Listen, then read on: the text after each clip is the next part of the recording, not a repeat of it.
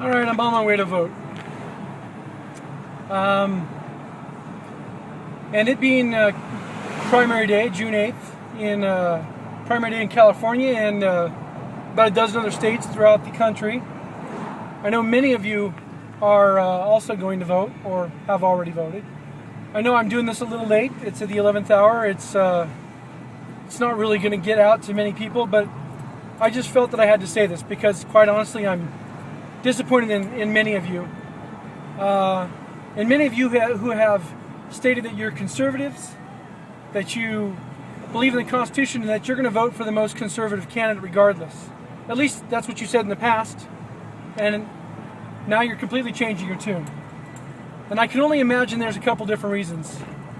First, either you've been buffaloed into believing that there are only two candidates in the race, and that your choices are between Steve Poizner and Meg Whitman. Meg Whitman, a person who hasn't voted once, or maybe she's voted once or twice, but for the most part has not voted at all politically since, there's no record of anything. So since when? I don't know. She's an AB 32 proponent. She's a Van Jones lover. And she believes in this environmental regulation that will just cripple the state of California. It's basically cap and trade for California.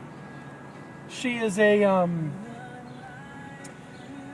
she's a proponent of amnesty, and she's a multi-billionaire. She basically stated that she is willing to spend $150 million, and I'm sure she accomplished that and then some, to buy the governorship. And the other candidate, Steve Poizner, that you all think you have to choose, who has been negligent in his job as insurance commissioner. He has essentially voted more liberally than conservative in almost everything he's done throughout his political career.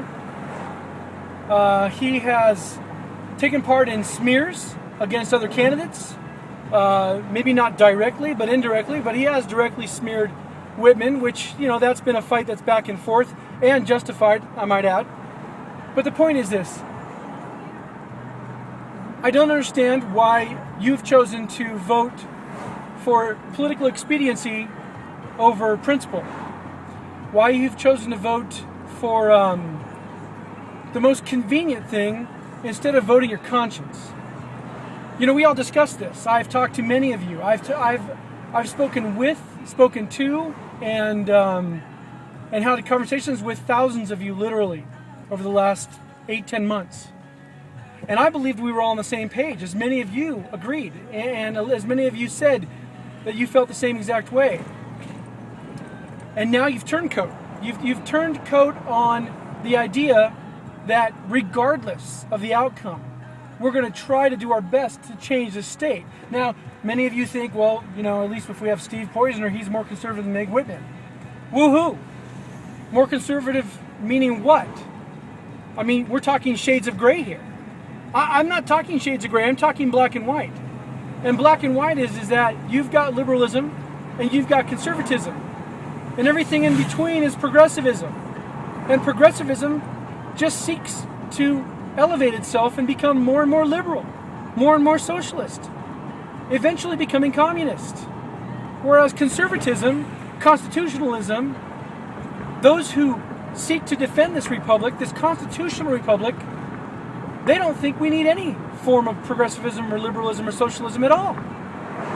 So what are you really gaining by voting for a progressive candidate? You tell me my vote is wasted, I'm telling you yours is wasted. Because what you've done is you've given in. You've sold out. And quite honestly, I'm disappointed in you.